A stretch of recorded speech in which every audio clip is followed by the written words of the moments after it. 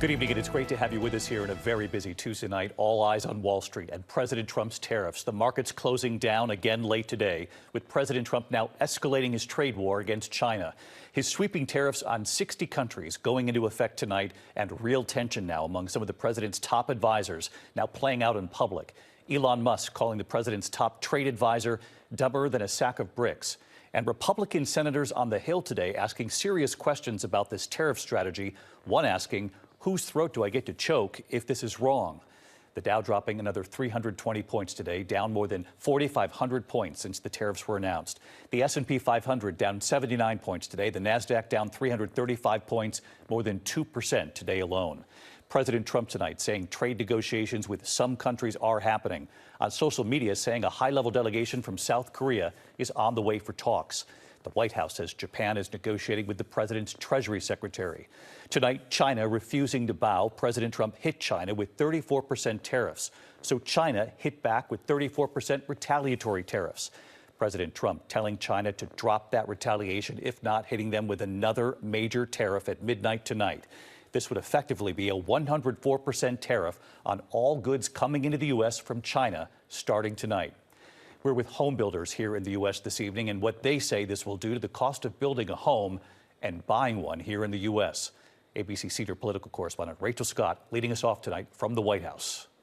Tonight, with the financial markets all closing down, President Trump forging ahead with his massive tariffs, ratcheting up his trade war with one of America's largest trading partners, China. A steep 104% tariff on all Chinese products imported to the U.S. set to go into effect at midnight. China accusing the U.S. of bullying after President Trump last week imposed an additional 34% tariff on Chinese goods. China then retaliating with a 34% tariff on all American products. The president then raising the stakes, warning if China didn't back down by noon today, he would increase the tax on everything that comes into this country from China to 104%. But China refused, saying it would not give in to blackmail. Wall Street reeling, the Dow dropping another 320 points today.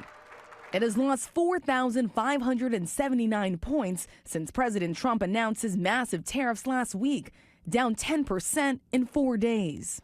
On Capitol Hill, Republican senators who rarely break from Trump now feeling the pressure from companies and constituents back home. This is creating some anxiety, this current tariff posture among some of my constituents. I'm hoping and I hope you and the president are very sensitive about companies potentially going bankrupt by these actions. Whose throat do I get to choke if this proves to be wrong? Tonight, the president saying trade negotiations with some countries are happening.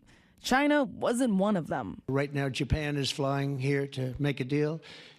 South Korea is flying here to make a deal. And within the White House, the tariffs exposing deep divisions among some of the president's closest aides. Elon Musk attacking trade advisor Peter Navarro as a moron who's dumber than a sack of bricks, speaking out in support of free trade with Europe. Both Europe and the United States should move, ideally, in my view, to a zero tariff situation, effectively creating a free trade zone between Europe and North America. Navarro swiping back at Musk, saying his Tesla cars are built with foreign parts. Elon's a car manufacturer, but he's not a car manufacturer. He's a car assembler. The White House trying to downplay it all. Look, these are obviously two individuals who have very different views on trade and on tariffs. Boys will be boys. But as the White House brushes this off as boys being boys, millions of American families and businesses are already grappling with the real-world effects of the president's trade policies. In Potomac, Maryland, contractor Scott Sailing hopes Washington understands the new tariffs will make it more expensive to build homes and to buy them, showing me that in this American economy, he relies on imported products, from the flooring to the HVAC units. No, China. All right, what about the railing here? That's Canada. Looking up, seeing the metal brackets. The metal brackets, also China.